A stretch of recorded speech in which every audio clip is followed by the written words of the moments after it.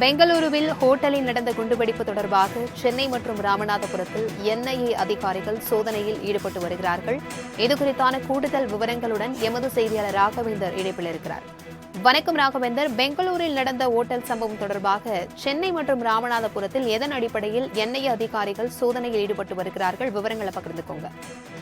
வணக்கம் பிரபாவதி. கர்நாடக மாநிலம் பெங்களூரில் உள்ள பிரபல உணவகம் ராமேஸ்வரம் கஃபே என்ற இடத்தில் அந்த கடந்த வாரம் ஒரு குண்டுவெடிப்பு சம்பவம் நடைபெற்றது. இதில் 10க்கும் மேற்பட்டோர் படுகாயமடைந்தனர். இந்த வழக்கு தொடர்பாக அந்த மாநில போலீசார் முதலில் வழக்கு பதிவு செய்து விசாரணை நடத்தினர். அதன் பின்பு இந்த வழக்கானது தற்போது என்ஐஏ கைவசம் ஒப்படைக்கப்பட்டிருக்கிறது. என்ஐஏ தற்போது இந்த விசாரணையானது நடத்தி வருகிறது.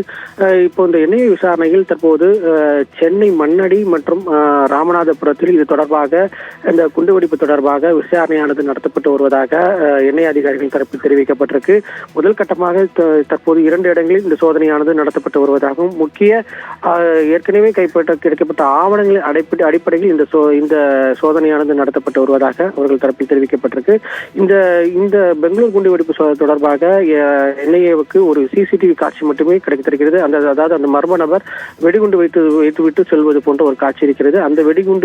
அந்த சிசிடிவி காட்சியின் அடிப்படையில் தான் இந்த விசாரணையானது நடத்தப்பட்டு வருவதாகவும், மேலும் இந்த ஏற்கனவே அங்கு கிடைக்கப்பட்ட தொலைபேசி தொடர்பான ஆவணங்கள் கிடைக்கப்பட்ட அதன் அடிப்படையில் இந்த சோதனையானது நடத்தப்பட்டு வருவதாக என்ஐஏ அதிகாரிகள் தரப்பில் தெரிவிக்கப்பட்டது. தொடர்ந்து இந்த விசாரணையானது நடத்தப்பட்டு வருவதாகவும் சோதனையும் நடத்தப்பட்டு வருவதாகவும் மேலும் இந்த சோதனை விரிவடைய வாய்ப்பு இருப்பதாகவும் தமிழகத்தில் இந்த மர்ம நபர் அல்லது இதற்கு தொடர்புடையவர்கள் இருப்பதாகவும் என்ஐஏ அதிகாரிகள் தரப்பில் தெரிவிக்கப்பட்டிருக்கு.